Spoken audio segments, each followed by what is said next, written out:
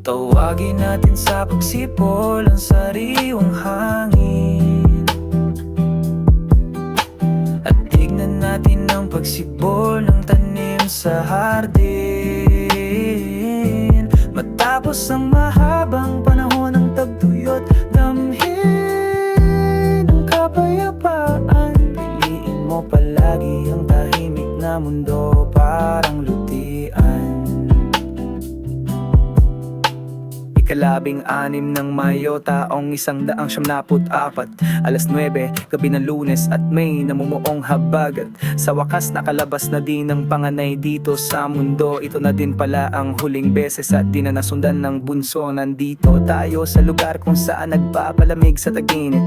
Tila busog ang mga mata sa kabundukan sa paligid.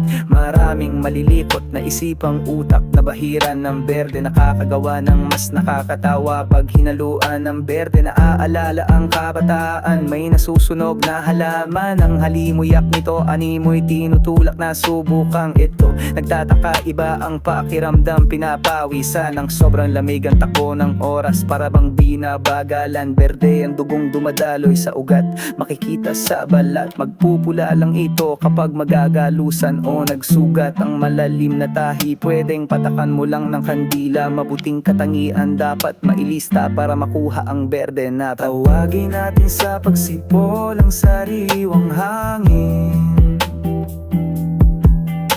at tignan natin ang pagsibol ng tanim sa hardin. Matapos ang mahabang panahon ng tagtuyot, damhin ang kapayapaan. Piliin mo palagi ang tahimik na mundo, parang lutian.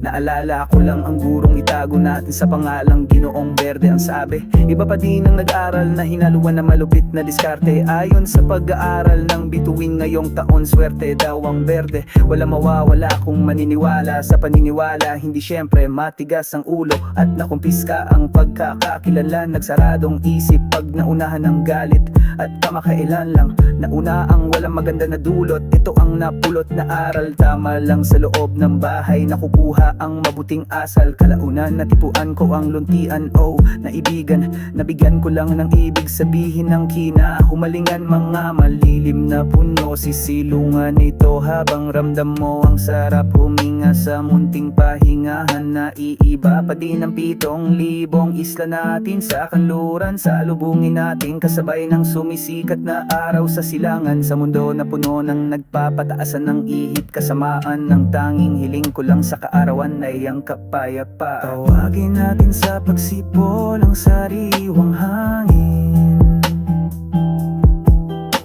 at tignan natin ang pagsipol ng tanim sa hardin. Matapos ang mahabang panahon ng tagtuyot,